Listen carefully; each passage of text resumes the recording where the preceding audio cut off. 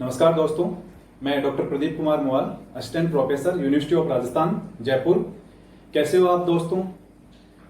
गजब का उत्साह दिख रहा है, सभी स्टूडेंट्स में दिख रहा है, पेरेंट्स में दिख रहा है, टीचर्स में दिख रहा है, और अभी चारों तरफ एक ही तरह की बात हो रही है, और वो बात है न्यू एजुकेशन पॉलिसी 2020, नई शिक्षा नीति के बारे में बात हो रही है। और इस नई शिक्षा नीति की सबसे अच्छी बात यह है कि इस नई शिक्षा नीति को हर कोई स्वीकार कर रहा है और उनमें एक नया जोश दिख रहा है, उनमें एक नई उमंग दिख रही है। आज हम बात करने वाले हैं इसी नई शिक्षा नीति 2020 है, इसके बारे में बात करने वाले हैं। आपने पढ़ा भी होगा, आपने देखा भी होगा, कई वीडियो भी देखा होगा, लेकिन मैं आपको ये जो नई शिक्षा नीति है इसको थोड़ा सा अलग तरीके से बताऊंगा और बहुत ही इंटरेस्टेड तरीके से बताऊंगा। क्योंकि होता क्या है कि लगभग जगह पे आपने देखा होगा सब चीजों को थोड़ा सा खिचड़ी सा कर रखा है, वहां पर सारी चीजें एक साथ बता रहे हैं। तो मैं जो नई शिक्षा नीति है, इस नई शिक्षा नीति को 4 भागों में बांटा है मैंने, और इसको मैं आपको समझाऊंगा, अलग अलग तरीके से समझाऊंगा इसको मैं। ओके, सबसे पहले मैं आपसे सबसे रिक्वेस्ट कर रहा हूं कि आप जो ये YouTube चैनल है इसको सबसे पहले सब्सक्राइब करें और लाइक करें, क्योंकि आने वाले टाइम में मैं आपके साथ में और बहुत सारे ऐसे वीडियो लेके आऊंगा जो कि आपके लिए बहुत उपयोगी है।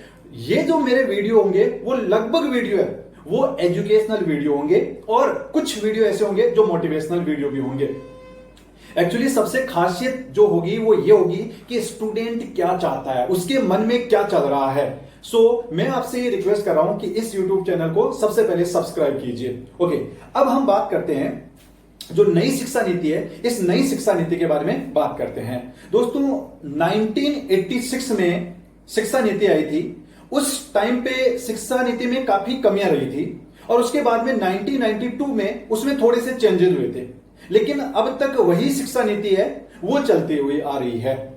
अब अभी 2020 में नई शिक्षा नीति आई है, और इस नई शिक्षा नीति को मैं अगर अपना पर्सनल व्यू बताऊं तो मैं बहुत खुश हूं कि इस नई शिक्षा नीति में जो रट्टाफिकेशन था ना, जो स्टूडेंट्स रटते थे ना, वो अब रटना नहीं पड़ेगा। इस नई शिक्षा नीति में एक्चुअल में स्टूडेंट को क्रिएटिव बनाया जाएगा, उनको प्रैक्टिकल नॉलेज दिया जाएगा। क्योंकि स्टूडेंट्स क्या करते हैं कि उनको पढ़ तो लेते हैं, लेकिन वो प्रैक्टिकली उस चीज को अप्लाई नहीं कर पाते, व्यवहारिक ज्ञान उनको हो ही नहीं पाता है, केवल वो रट लेते हैं और वो परसेंटेज ले आते हैं। लेकिन इस नई शिक्षा नीति में इसको बिल्कुल हटा दिया गया है। सबसे अच्छी बात है कि इसके अंदर रटाफिकेशन नहीं करना है, और आपको सबसे ज्यादा प्रैक्टिकल नॉलेज है वो दिया जाएगा। इस शिक्षा नीति को मैं जो बताऊंगा इसको मैंने 4 पार्ट्स में डिवाइड किया है। जो इसका पहला पार्ट है वो होगा स्कूलिंग का, कि स्कूलिंग लेवल पे क्या क्या चेंजेस किए गए हैं। दूसरा जो इस वीडियो का पार्ट होगा उसमें बताया जाएगा कि जो हायर एजुकेशन है, यानी कॉलेज जो लाइफ है वो कैसे होगी, उसके अंदर क्या क्या चेंजेस होगा।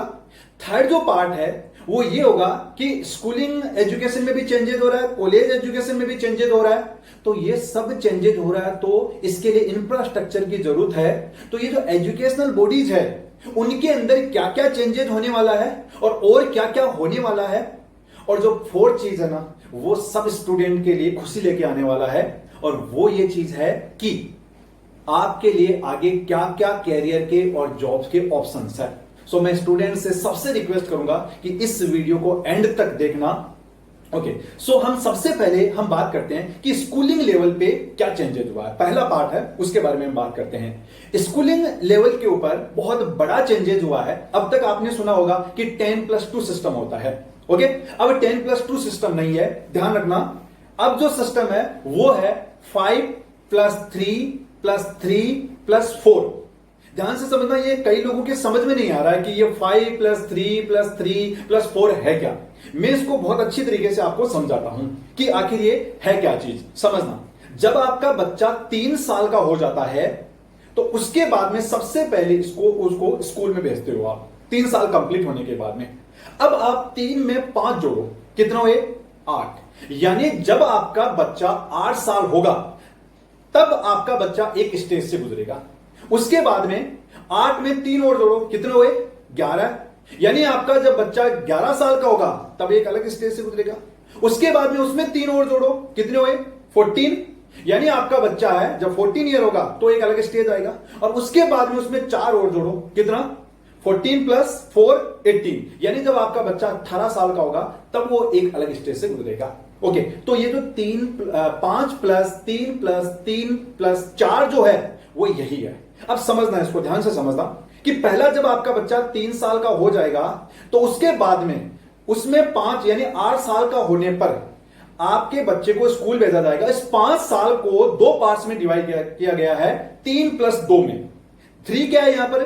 3 जो होगा वो होगा आपका जो बच्चा जाता है, प्ले में जाता है, नर्सरी में जाता है, तो वो है, यानी 3 साल आपका बच्चा है वो प्ले में रहेगा और एलकेजी यूकेजी ये सारी चीजें होगी। उसके बाद में 2 साल, यानी जब आपका बच्चा 3 प्लस 3 कितने हो गए? 6 साल हो गए। आपका बच्चा जब 7वें साल में आएगा तो आपका बच्चा फर्स्ट क्लास में होगा। आपका बच्चा जब 8वें साल में आएगा तो आपका बच्चा वो सेकंड क्लास में होगा। ओके, सो 5 का मतलब समझ में आया, यानी आपका बच्चा स्कूल में जाने के बाद में 5 साल में सेकंड क्लास को पास कर लेगा। ओके, अब हम बात करते हैं नेक्स्ट 3 ईयर की। जो नेक्स्ट 3 ईयर है उसमें क्या है? नेक्स्ट 3 ईयर के अंदर है वो है, यानी आपका बच्चा जब 9 साल से लेके और 11 साल का होगा तब क्या होगा? तो जब आपका बच्चा 9 साल का होगा तो थर्ड क्लास में होगा। जब आपका बच्चा 10 साल का होगा तो वो फोर्थ क्लास में होगा। और जब आपका बच्चा 11 साल का होगा तो 5th क्लास में होगा। यानी 11 साल कंप्लीट करने पे आपका बच्चा है वो 5th क्लास है, वो पास कर लेगा। उसके बाद में नेक्स्ट 3 पे आते हैं, यानी 11 साल में 3 और जोड़ो, कितना हो गए? 14 ईयर। यानी जब आपका बच्चा 12वें साल में आएगा तो वो 6th क्लास में आ जाएगा। 13वें साल में होगा तो वो 7th क्लास में आ जाएगा। और 14वें साल में होगा तो वो क्या? 8th क्लास में आ जाएगा। यानी आपका बच्चा 14 ईयर कंप्लीट करने पे 8th क्लास है वो पास कर लेगा। अब यहां पर एक बहुत अच्छी बात है कि इस एजुकेशन सिस्टम में कंप्लीटली रट्टाफिकेशन को हटा दिया गया है। आपका बच्चा है ना वो 6th क्लास में कोडिंग सीखने लग जाएगा और वो प्रैक्टिकल नॉलेज मिलेगी उसको। आजकल कोडिंग कोर्स है वो बहुत ज्यादा चल रहा है, वो कंप्लीटली प्रैक्टिकल बेस्ड नॉलेज होता है।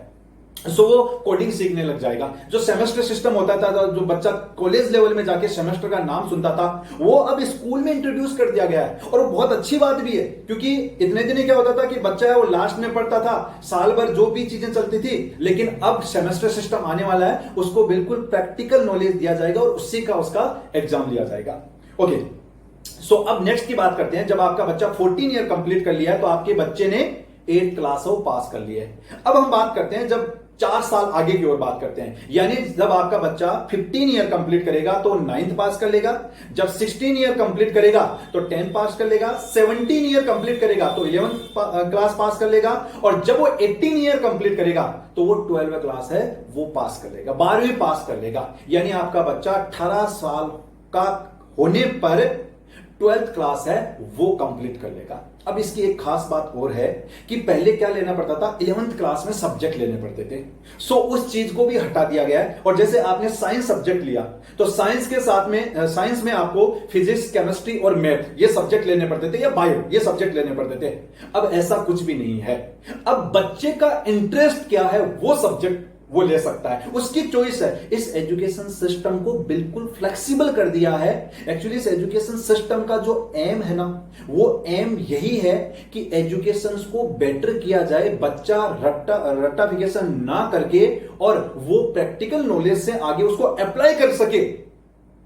इसलिए इसमें रट्टाफिकेशन को हटा दिया गया है। तो आपका जैसे मेरी मान लो सपोज करो म्यूजिक में इंटरेस्ट है, सपोज करो, तो मैं म्यूजिक सब्जेक्ट ले सकता हूं, ये मेरा इंटरेस्ट है। मैं फिजिक्स के साथ में म्यूजिक भी ले सकता हूं, या मेरा कोई सब्जेक्ट मुझे जो बेटर लगता है मैं उसको ले सकता हूं। सो ये बाउंडेशंस है, ये कंप्लीट हटा दी गई है। सो एक बहुत अच्छा सिस्टम है वो बनाया गया है। हालांकि कुछ देखो कमियां रह सकती है। हम अभी इस सिस्टम में ये निकालेंगे, हम 100 कमियां निकाल दें, निकालने को आप निकाल सकते हो, लेकिन जो कमियां है ना इनको दूर किया जा सकता है। अभी सबसे इंपॉर्टेंट चीज वो है, ये है कि अभी इस एजुकेशन सिस्टम को अप्लाई किया जाए सबसे पहले। ओके, सो ये जो सिस्टम हुआ ये हुआ 5 + 3 + 3 + 4, ये कंप्लीट हो गया, यानी 12वीं क्लास आपने पास कर ली। अब देखो एजुकेशन सिस्टम है, इसके अंदर और क्या क्या और चेंजेस होने वाला है। जो स्कूलिंग लेवल पे है उस पर और क्या क्या चेंजेस होने वाला है वो मैं आपको और बताता हूं। यहां पर जो 5वीं क्लास तक आप पढ़ोगे ना, तो आपको मदर लैंग्वेज में पढ़ाया जाएगा। आप मदर लैंग्वेज ले सकते हो, क्योंकि आप सबसे ज्यादा जो कंफर्ट महसूस करोगे ना, वो उस मदर लैंग्वेज में महसूस करोगे। सो आपको मदर लैंग्वेज है उसके अंदर पढ़ाया जाएगा।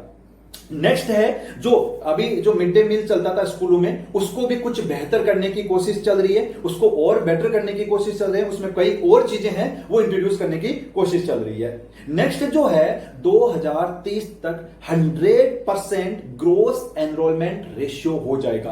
क्या मतलब है ग्रोस एनरोलमेंट रेशियो का? कि मान लो आपके गांव में 100 बच्चे हैं, सपोज करो। अभी आपके गांव में जो 100 बच्चे हैं, तो उनमें से क्या होता होगा कि हो सकता है 80 बच्चे स्कूल जा रहे हो, या हो सकता है 90, 100 के 100 नहीं जा रहे हैं। 2030 तक गवर्नमेंट का ये टारगेट है कि 100 बच्चे हैं तो 100 के 100 बच्चों का स्कूल में एनरोलमेंट हो, जो कि बहुत अच्छी बात है। यानी हमारा भारत देश है वो 100% साक्षरता की तरफ जाने वाला है, और ये टारगेट गवर्नमेंट का है।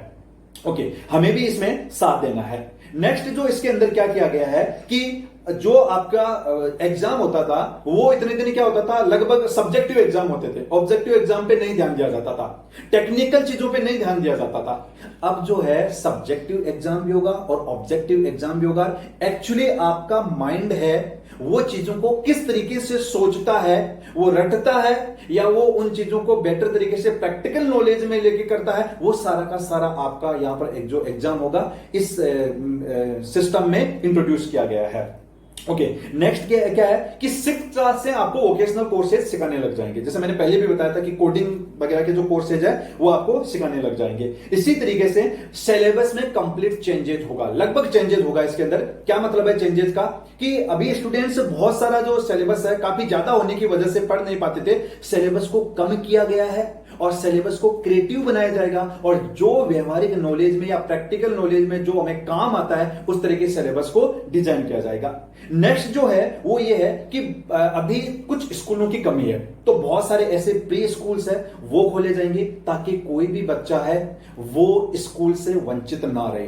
तो बहुत सारे प्री स्कूल है वो भी खुलने वाले हैं। अभी तक जो टीचर और स्टूडेंट रेशियो होता था, ये टीचर स्टूडेंट रेशियो है, ये 1:30 होता था, लेकिन अब इस रेशियो को कम कर दिया गया है। शायद इस रेशियो को 1:25 के लगभग कर दिया जाएगा। इसी तरीके से जो शिक्षा का अधिकार है वो अब कंपलसरी कर दिया गया है, सबको मिलेगा शिक्षा का अधिकार, कोई भी शिक्षा से वंचित नहीं रहेगा।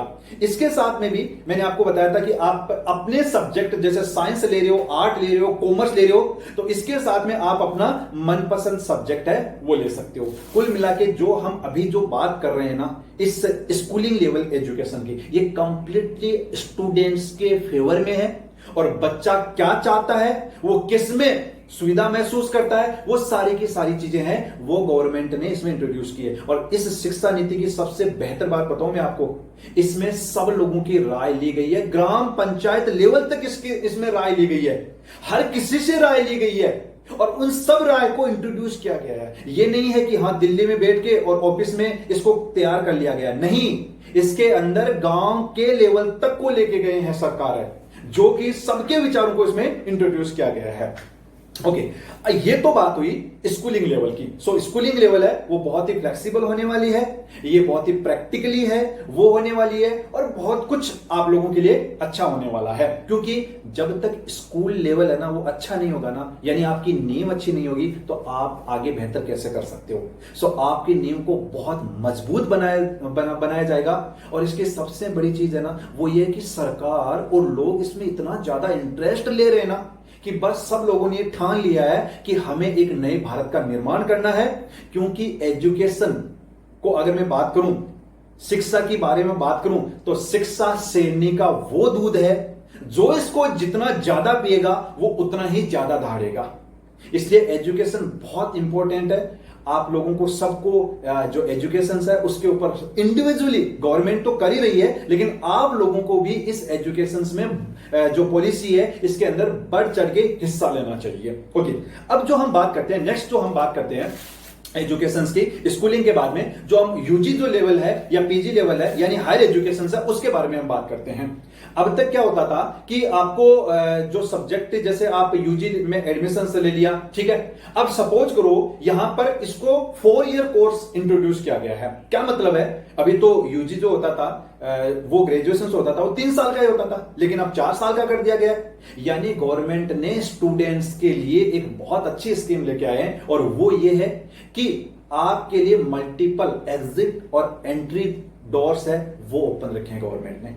अब तक क्या होता था, आपने फर्स्ट ईयर कर लिया, किसी वजह से नहीं पढ़ पाए, आपने छोड़ दिया, तो उसके बाद में आप फिर से पढ़ना चाहते हो तो आपको फिर से फर्स्ट ईयर कंप्लीट करना पड़ेगा। लेकिन गवर्नमेंट ने अब कहा है कि हां, आप फर्स्ट ईयर कंप्लीट कर लो, आप छोड़ सकते हो, आप कोई दूसरा जॉब पकड़ सकते हो, आप सेकंड ईयर कंप्लीट कर सकते हो, छोड़ सकते हो, दूसरा कोई आप जॉब है वो पकड़ सकते हो, और जब भी आपकी इच्छा हुई आप वापस आ सकते हो। अगर आप वापस आ रहे हो, मान लो आपने सेकंड ईयर पास किया, थर्ड ईयर आपने नहीं किया, तो आपको वापस फर्स्ट ईयर और सेकंड ईयर नहीं पढ़ना पड़ेगा, आपको डायरेक्टली थर्ड ईयर है उसमें एडमिशन मिल जाएगा। यानी यहां पर 4 साल को समझना, अब जैसे मैंने आपको स्कूलिंग लेवल पे समझाया था उसी तरीके से 4 साल को समझना कि आपने अगर 4 साल में क्या क्या होगा कि आपने कॉलेज में अगर 1 साल पढ़ाई की तो आपको सर्टिफिकेट मिलेगा 1 साल का, और आपके जितने भी क्रेडिट है वो सेव रहेंगे आपके। यानी नेक्स्ट टाइम में जब आप आ रहे हो तो आप सेकंड ईयर में एडमिशन ले सकते हो, और जो भी आपके क्रेडिट पहले फर्स्ट ईयर में बने थे वो आपके बिल्कुल सेव रहेंगे, उनमें कोई दिक्कत नहीं होगी, जो कि बहुत अच्छी बात है। दूसरा, पहला साल हो गया, दूसरा साल अगर आपने सेकंड ईयर पढ़ा और आपने छोड़ दिया तो आपको फिर डिप्लोमा मिलेगा उसके लिए, और आपके क्रेडिट यहां पर भी सेव रहेंगे। ओके, नेक्स्ट थर्ड ईयर अगर आपने तीसरा साल भी पास कर लिया तो आपको बैचलर की डिग्री मिलेगी। आपने बैचलर कंप्लीट कर लिया है, 3 साल में आपको बैचलर की डिग्री मिलेगी। अब यहां पर फोर्थ ईयर जो रखा गया है ना, वो रखा गया है एक्चुअली हायर एजुकेशन के लिए, कि बहुत सारे, और गवर्नमेंट ने हायर एजुकेशन पे बहुत ज्यादा जोर भी दिया है। तो अगर आप हायर एजुकेशन में जाना चाहते हो तो आप 4th ईयर कंप्लीट करने पे आप हायर एजुकेशन में जा सकते हो, जो कि बहुत अच्छी बात है। मैं एक चीज यहां पर क्लियर करना चाहूंगा कि मान लो ग्रेजुएशन लेवल की जो कैरियर है या जॉब है, जैसे फॉर एग्जांपल आईएएस कि आप सिविल सर्विसेज की तैयारी कर रहे हो, उसके लिए बैचलर डिग्री का होना जरूरी है, तो आप फिर अगर उसमें जाना चाहते हो तो फिर आप ग्रेजुएशन 3 साल का कोर्स करना चाहिए, और उसके बाद में आपकी जो आईएएस की प्रिपरेशन है वो करनी चाहिए, क्योंकि उसके लिए जो एसेंशियल क्वालिफिकेशंस है वो क्या है, ग्रेजुएशन है। सो उसके लिए आपको 4 साल कोर्सेज करने की जरूरत नहीं है। लेकिन अगर कोई हायर एजुकेशन में जाता है तो उसके लिए ये जरूरी है। अब यहां पर क्या, एक एमफिल है ना, इसको कंप्लीटली हटा दिया गया है, एमफिल को हटा दिया गया है। यानी अब आप यहां पर अगर आपने 4 साल का कोर्स किया तो उसके बाद में आप पीएचडी के लिए आगे हायर एजुकेशन है उसके अंदर जा सकते हो। दूसरा, यहां पर सबसे अच्छी चीज क्या है कि इंटीग्रेटेड बीएड के प्रोग्राम को रखा गया है। क्या मतलब है इंटीग्रेटेड का? इंटीग्रेटेड का मतलब आपको एक डिग्री मिलने के साथ में दूसरी डिग्री भी मिलती है। यानी आप अगर 4 साल का कोर्स ले रहे हो और बीएड इसके साथ में ले रहे हो तो आपका 4 साल में ग्रेजुएशन प्लस बीएड दोनों हो जाएंगे। जैसे रीजनल कॉलेज जो एनसीईआरटी के रीजनल कॉलेजेस है उनके अंदर ये प्रोग्राम होता था, वहां पर आप 4 साल में आपको क्या मिल जाता था, ग्रेजुएशन की डिग्री भी मिलती थी और साथ में बीएड की डिग्री भी मिलती थी। तो इसको यहां पर इंट्रोड्यूस किया गया है। और सबसे बड़ी बात यह है कि बीएड, आपने देखा है कि बीएड किस तरीके से हो रही है, क्या हो रहा है, वो आपको सबको पता है। अब सबसे अच्छी बात यह हो जाएगी कि हर यूनिवर्सिटी और हर कॉलेज है वो बीएड करवाने वाली है। यानी आपको कुल मिला के क्वालिटी मिलने वाली है।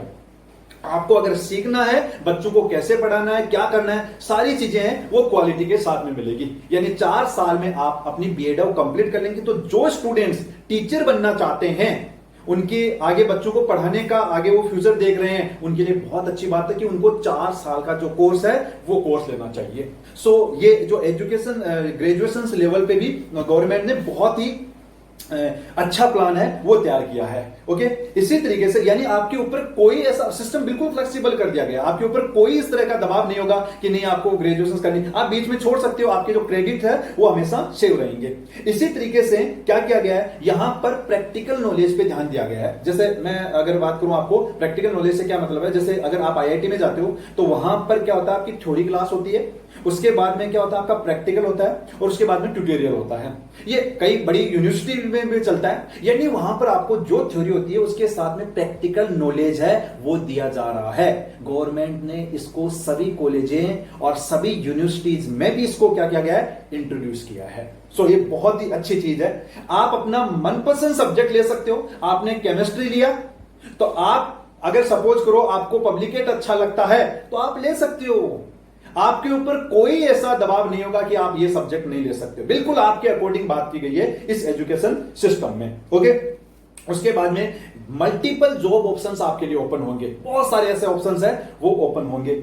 यानी कुल मिला के अगर मैं बात करूं ना, तो एजुकेशन जो ग्रेजुएशन लेवल पे भी जो एजुकेशन सिस्टम में चेंजेस किया गया है वो बहुत अच्छे चेंजेस किया गया है। मैं ये जो चेंजेस बता रहा हूं वो आपको बहुत ही जो टॉप के चेंजेस है वो बता रहा हूं, इनमें और बहुत सारे हैं। काफी एजुकेशन जो पॉलिसी है ये काफी बड़ी है और इसमें काफी चीजें हैं वो भी बताई गई है। अब देखो, अगर बात करें कि स्कूलिंग लेवल पे चेंजेस हो गया, कॉलेज लेवल पे चेंजेस हो गया, यूनिवर्सिटी जो लेवल है उस पे चेंजेस हो गया, तो जब इतना चेंजेस हुआ, जब इतना प्रपंच रचा गया है, तो इसका मतलब ये हो गया कि अब हमें जो एजुकेशनल बॉडीज है या जो इंफ्रास्ट्रक्चर है उसको चेंज करने की जरूरत पड़ेगी। और गवर्नमेंट ने अपने आप को चेंज करने के लिए, इस एजुकेशन को चेंज करने के लिए वो बहुत ज्यादा इंटरेस्टेड है, वो करना चाहती है चेंजेस। उन्होंने एजुकेशनल बॉडीज और इंफ्रास्ट्रक्चर को भी लगभग चेंज करने के लिए, उनको डिजिटलाइज करने के लिए, मॉडर्न बनाने के लिए प्रण ले लिया है और वो बढ़ चढ़ के हिस्सा ले रही है। तो जो इंफ्रास्ट्रक्चर है ना, उसमें क्या क्या चेंजेस होगा, क्योंकि इंफ्रास्ट्रक्चर बहुत इंपॉर्टेंट है। किसी भी सिस्टम को चलाने के लिए इंफ्रास्ट्रक्चर का बहुत बड़ा रोल होता है। तो इसके अंदर क्या है, एक तो जो एचआरडी मिनिस्ट्री थी ना, उसका नाम बदल के अब एजुकेशन मिनिस्ट्री रख दिया गया है। तो रियल में होना भी यही चाहिए, एजुकेशन मिनिस्ट्री। ओके, किसी भी देश की तरक्की है ना वो एजुकेशन से हो सकती है। हम अगर आगे बढ़ सकते हैं ना तो एजुकेशन से बढ़ सकते हैं, इसलिए गवर्नमेंट ने इस एजुकेशन पे बहुत ज्यादा ध्यान दिया है। ओके, अब क्या किया गया है कि जो हायर एजुकेशन की जो बॉडीज है ना, उनको सबको सेंट्रलाइज कर दिया गया है। इतने दिन क्या होता था, डीम्ड यूनिवर्सिटीज का अलग रूल्स होते थे, सेंट्रल यूनिवर्सिटीज के अलग रूल्स होते थे, स्टेट यूनिवर्सिटीज के अलग रूल्स होते थे। अब जो रेगुलेट करने वाले हैं वो सबके लिए बराबर रूल होंगे, और जितनी भी अलग अलग तरह की ये जो बॉडीज थी उनको सबको एक कर दिया गया है। हायर एजुकेशन के लिए एक बॉडी है, उसका गठन कर दिया गया है, जिसमें नेशनल एजुकेशन कमीशन है वो अब बनेगा। इसी तरीके से नवीन शिक्षा केंद्र की स्थापना होगी। बहुत सारे, क्योंकि इतना जब चेंजेज हो रहा है तो उसके लिए नए एजुकेशन इंस्टीट्यूट्स की रिक्वायरमेंट होगी, और गवर्नमेंट वो रिक्वायरमेंट है वो कंप्लीट करने वाला है। इसी तरीके से स्कूल्स के जो पुराने स्कूल्स है उनमें कुछ बुनियादी चेंजेस है वो किए जाएंगे, उनको डिजिटलाइज किया जाएगा, उनको मॉडर्न बनाया जाएगा। अभी समय की क्या मांग है उसके अकॉर्डिंग है वो सारा का सारा चेंजेस है वो किया जाएगा। प्रभावकारी शिक्षक है वो लाए जाएंगे।